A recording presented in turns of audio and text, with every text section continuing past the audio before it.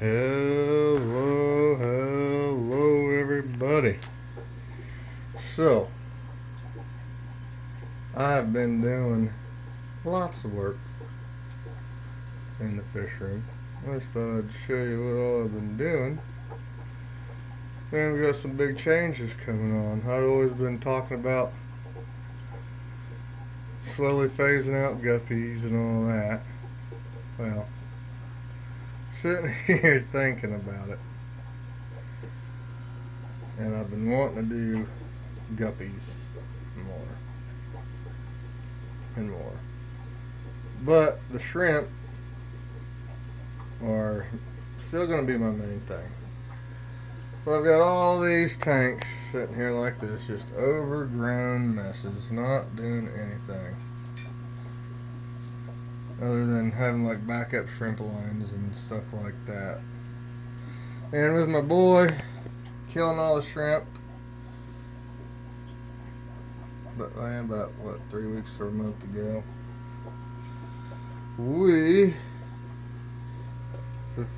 two of the main tanks I cared about he killed. So I'm thinking, what are we gonna do?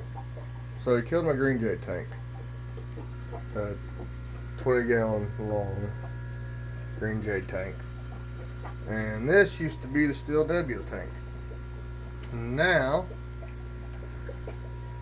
I got some lemon blue-eyed bristlenose puckos that I've seen them like a total of 3 seconds since I've had them. They hide back there. But as you can see, it is a start of another green jade colony. And let me tell you, I put some snowballs in here and then stay on top of calling and some of the. And they were mainly guppy tanks, so I didn't really pay much attention to the shrimp. So we ended up with hundreds and hundreds of just random cold shrimp. Just wilds. They all went in the pond. I'm going to do a video on the pond later. Probably tomorrow. So, thinking about that, some of the only 20s that I cared about, my son killed. So I got to thinking, what do I need to do to have better success with guppies? And one thing in common with people who have success breeding guppies, I've noticed they don't do it in nice, pretty planted tanks like I like to have. They do it in bare bottom tanks with some moss or something thrown in there. So let's see the baby super reds. How are they all doing? Doing pretty good. I did clean the glass. I didn't get it perfect, but I did clean the glass. I'll talk about that some other time. But it works pretty good. Little baby super reds. Okay, so what we've done. Look at that. Bare bottom. I selected the very best steel nebulas. I don't know. I didn't really have a certain thing I was looking for in particularly. That one right there is kind of questionable. He probably shouldn't be in there. But these other ones, that young one's really promising looking. So I put him in there. This one's really nice because a lot of them have ratty tails. And then I looked, and these females are usually plain, but had a couple females with a hint of color. And those are the females I selected. I'm not sure if that one has any, but that one's kind of plain. It has a little bit of yellowish tint if you look at it in the right light. That one does have a nice body design. But he's, But those two are pretty spectacular in my opinion. So, my favorite ones, nice vintage, nice body design. So there are my breeder males. Oh, and wait, the one tank, my Japan Blue, this moss will green up once it was shaded out by duckweed real bad, but it'll green up. These are the Japan Blue breeders I have selected. I reset everything. I went for the ones with the nice blue coloring and a little bit of that red design in the tail. I like that. I think there's one that don't have it, but he had really nice blue. So that's what we ended up with these guys. Same thing with the females. The females on these are just plain, but there's a few with a hint, a yellowish tint to them. So I selected those females. And let me tell you, there's probably 300 or 400 Japan Blues in that tank. So these are the absolute best of the best in my opinion. I like them a lot. So we're gonna keep that line going. The Sakura Reds, the long forgotten line that started off as one of my favorites. The heater quit working in their tank. It was in a tank on the floor. Sometimes in the dead of winter, the tank is only like 64 degrees, so they was struggling a little bit, but there's a lot of babies in there. But I hadn't been keeping up with them real good, to be honest. So I picked what I thought was the best and threw some young ones in here that I thought showed promise. There's the main female I selected. She's pretty nice for a female. And let's see, where's the boy at? There's a nice boy right there. Selected him, and the rest went in the guppy ponds. You should see the guppy pond. It is guppy soup. And these are still waiting to be done. This is the black rose tank, and that one was the original orange Neo shrimp tank on the floor.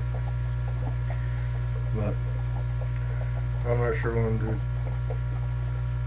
I will have some time, some extra tanks now. Thought about trying some endlers. I want to try to. I struggle. Every guppy I put in this tank, guppy or angler, struggles to make it. There's some kind of guppy wasting disease. But we still have some antlers in here. And there's one female in here. And there's a young fry swimming around somewhere. I've been treating this tank with Prozzy Pro, but like I did before. And it'd get better, it'd always just come back because there's something in the substrate. It's just one of the things with guppies. If you have a whole lot of them, they don't end up doing real well in plenty of tanks. But this tank here was my long forgotten blue velvets, because it just sat like this. And the air stone, it was still running off of air. This tank was. Now it's got a power head going. But it was running off of air, and the air stone was clogged up. So that tank, it was like this. I mean, there could be 10 shrimp in there or 1,000 shrimp in there. I don't know. That was the same thing with this tank, and it was my blue velvets. I want to do a video just on the blue velvets because they're pretty awesome, but I'll give you a quick glimpse. This was the Japan Blue tank. That was a grown up mess. Probably 300 Japan Blues. Not kept on top of, just left to run wild. But look at these guys. And there's a lot of them in there too. I like them a lot. They're beautiful. And there's probably like, let's say 60 or 70 in there probably. So there's quite a few. I didn't get it, this one's perfectly clean, but that moss is all ratty. It'll green up and look real nice here in a couple weeks. And I had a big old piece of Anubias, one of my 20 gallons I cut off and put in here. So that'll be nice. And then the next tank I'm going to tackle is this one. This has a lot of really nice shrimp in it. Fire reds. I want to go through, and this will end up being the Rainbow Tiger Angler tank, bare bottom. So that's what that's going to be. Oh, and then the Sakura Red tank. These are just going to be cherry shrimp. I'm just going to let these go as cherry shrimp. I believe I got all the fish out of there, but I'm going to tighten it up a little bit. I'm going to let it go mainly as it is, as a moss tank, because the shrimps love the moss tanks. That is super good. Oh, there's a baby. Let go. There's a breeding parent here. I had no idea. I had a buddy over checking out my tanks. He's like, "What's that?" I was like, "Oh my God, that's a baby pleco." There's another one right there. That's cool. So I've been throwing in a little handful of green beans in there a few times a week. So that's what's been going on. I'm going to do another video this weekend showing my progress. I want to talk more about these things. Oh my God, I forgot how much I liked them. It's just in that grown up mess of a tank. And they're so pretty. I saw these guys, I was catching them out. These might be one of my personal favorites, to be honest. And there's a lot of them that were really buried. They're really pretty shrimp.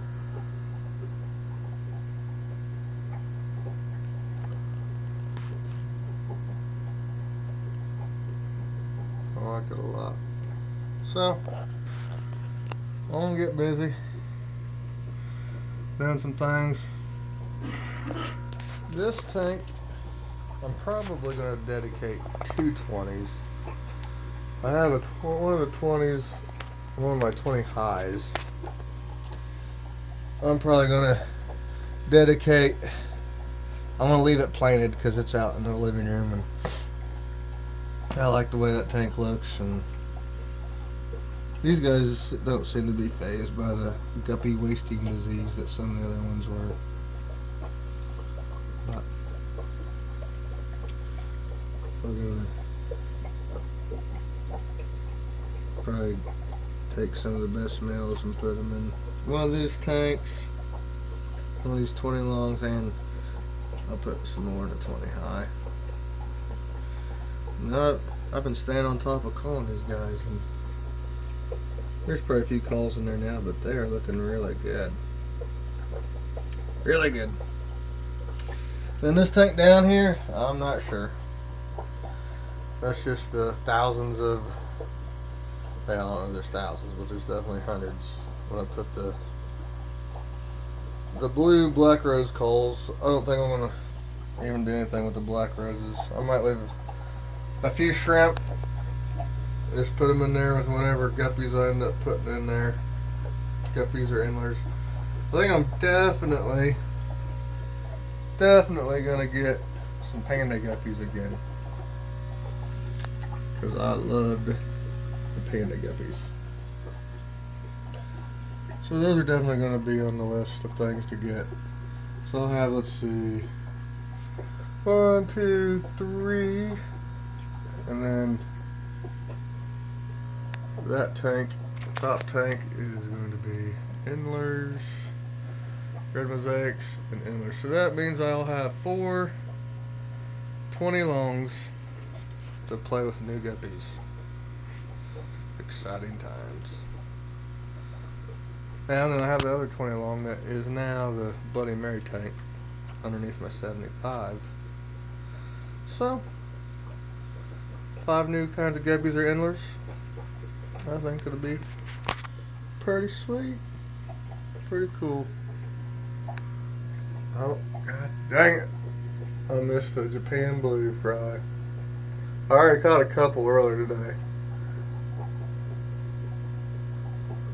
But let me tell you, that was a son of a bitch catching all them. And they're like the athletes of the guppy world. They are super fast.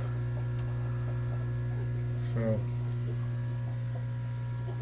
these guys are making a comeback in this tank, the yellow golden backs. Well, that's it for now. The pond is looking amazing. I'm going to do another video this weekend. Probably do a pond video tomorrow. And I'll do another update video in here and see how far we got along. But I'm excited. The shrimps do so much better than the big tanks. And the guppies, you know, they're not gonna make no money. Well, they might a little bit, but it's what I started off wanting to do.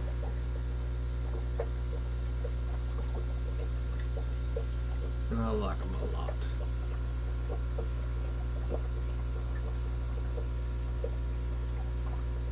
So I'm gonna do more.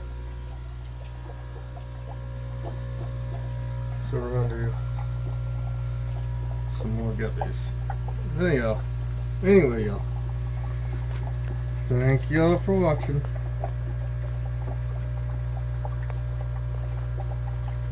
See y'all later. Thanks for watching. Bye.